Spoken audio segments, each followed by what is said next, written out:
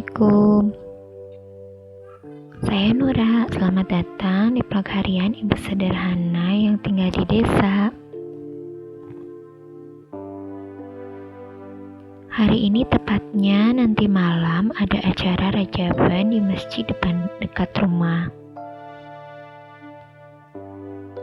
Tidak seperti biasanya yang selalu kirim hidangan. Tahun ini dengan bahan seadanya saya berniat membuat snack box saja. Dapat ubi kecil-kecil dari kebun kemarin, saya berniat buat kolak untuk isinya. Untuk isian snack box lainnya, saya memilih untuk beli kue di pasar.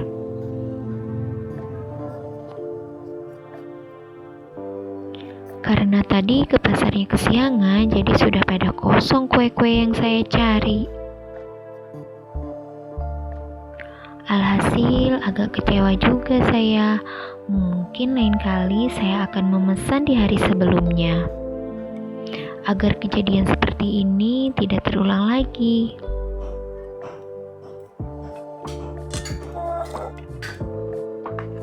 Sembari saya berkegiatan hari ini, saya ingin membahas tentang hidup secara seimbang dan berkesadaran. Hidup tidak dapat dipungkiri, sains tidak menjanjikan kehidupan tanpa kesulitan.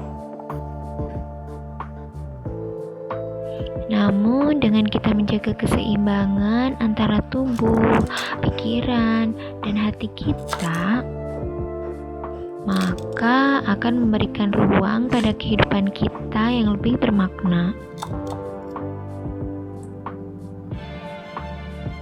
Seperti menjadi hidup dalam batasan dan penuh kehati-hatian. Kehidupan bermakna di sini tentu saja mengarah pada kehidupan yang lebih menenangkan, yang mendukung kepada kesehatan mental dan fisik serta kualitas hidup jangka panjang.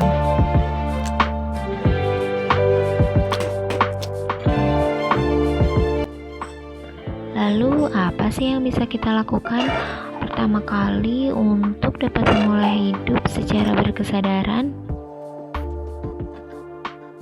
Yang pertama adalah melakukan kegiatan-kegiatan sederhana yang berdampak besar untuk kedepannya, seperti stretching atau bersepeda atau berjalan kaki di pagi hari untuk menikmati pagi.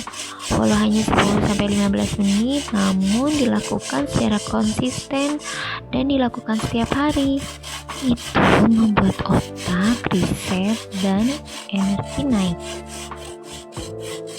2. Memprioritaskan yang lebih penting. Tulis 2 hingga 3 hal yang lebih penting yang bisa kita kerjakan hingga selesai hari ini.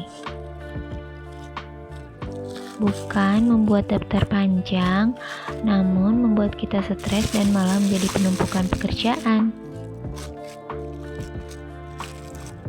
3. Meluangkan waktu untuk menghargai hal-hal kecil.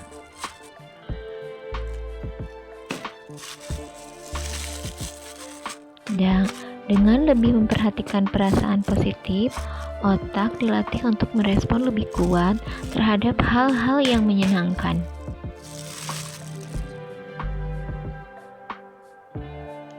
Seperti menikmati udara sejuk di pagi hari atau menikmati secangkir kopi favorit.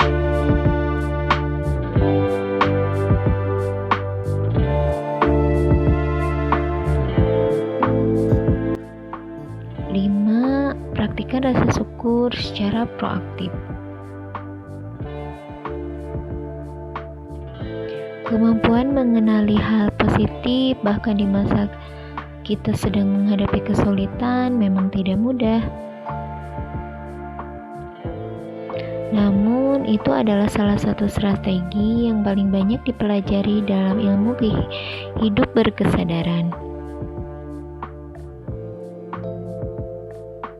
Membuat khusus jurnal syukur membuat kita lebih menemukan rasa terima kasih kita akan suatu hal kecil maupun hal besar. meningkatkan kesejahteraan mental, juga mengurangi stres.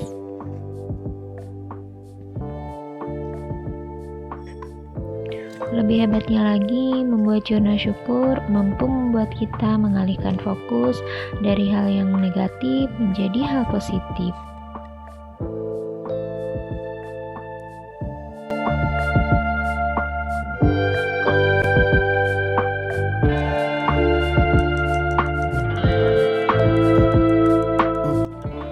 Dan yang kelima, dan ini adalah yang terakhir, adalah melakukan meditasi atau mini meditasi. Meditasi di sini adalah meditasi kesadaran penuh atau mindfulness.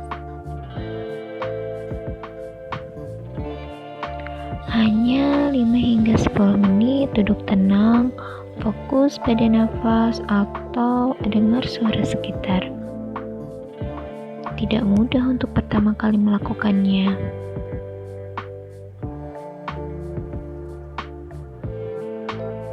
Namun, jika kita lakukan dengan sering atau konsisten setiap hari, maka fokus itu akan terbentuk.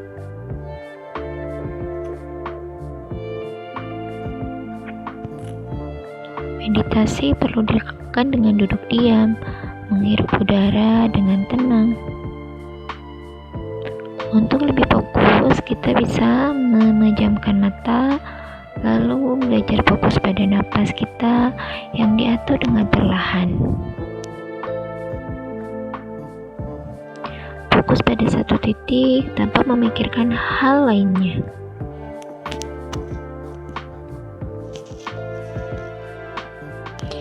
Ini tanpa kita sadari dapat membantu pikiran kita lebih rileks dan lebih berkonsentrasi. Dulu saat tinggal di kota, senang sekali rasanya bisa belajar dan mengenal olahraga yoga. Di sana juga saya mengenal yang namanya mindfulness, meditasi, dan belajar yoga.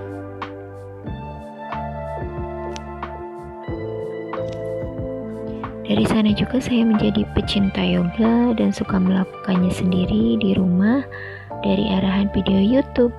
Sejak pindah ke desa, yang dulu saya sering lupa, lalu kadang sedang berjalan, tiba-tiba mau ngapain ya tadi gitu. Seperti otak ini pikun sebelum waktunya, haha.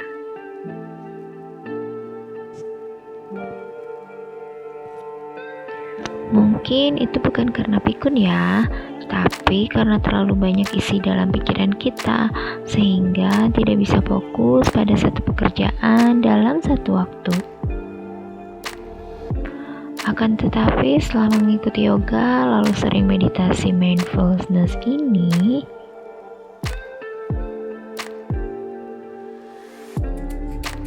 walau tidak konsisten setiap hari, namun saya usahakan seminggu itu 1 atau 2 kali gitu ya.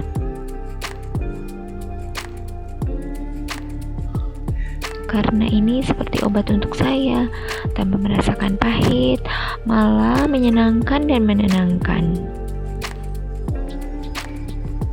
Ngomong-ngomong, saya minta maaf sebelumnya, karena setiap masak dapur selalu berantakan.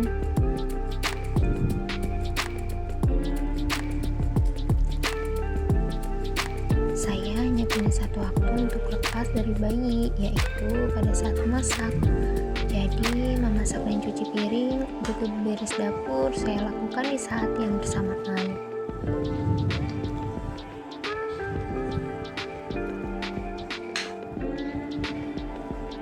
Saya pun tak pandai bebenah atau beberes rumah yang rapi-rapi banget.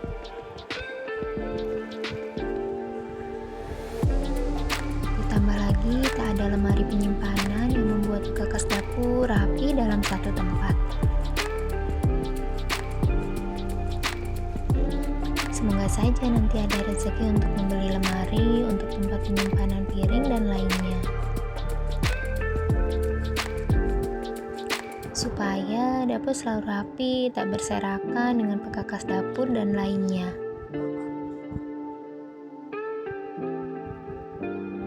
Semoga tahun ini jalannya mudah, rezekinya mengalir, pemasukannya lancar, hutangnya lunas. Amin. Jadi bisa berbagi lebih banyak pada masjid dan orang-orang di sekitar saya. Amin. Karena pemasukan begitu minim, jadi isian snack box pun sangat minim budget ya. Hehe, mohon dimaklumi. Alhamdulillah ini kacang hijau hasil tanam sulung berapa bulan lalu. Bukan beli ya, kelapa juga dari kebun. Hanya beli gula merah saja.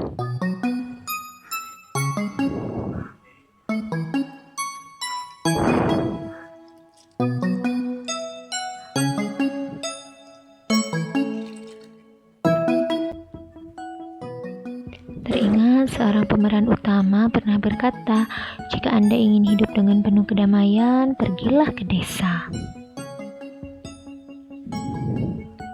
Iya, desa memang menawarkan pelarian dari kebisingan kota. Juga menjanjikan kesegaran alam dan juga ketenangan.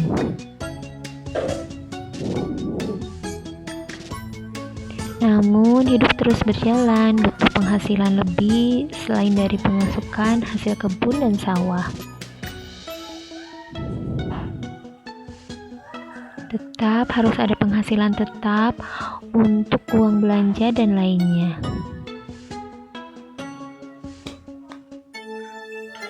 Jadi harus berpikir cerdas dan berpikir positif untuk mampu melakukan dan menjalani semuanya secara seimbang dan berkesadaran. Sampai di sini dulu video kali ini. Semoga bermanfaat. Terima kasih sudah menonton hingga akhir. Sampai jumpa lagi di video-video saya berikutnya. Wassalamualaikum.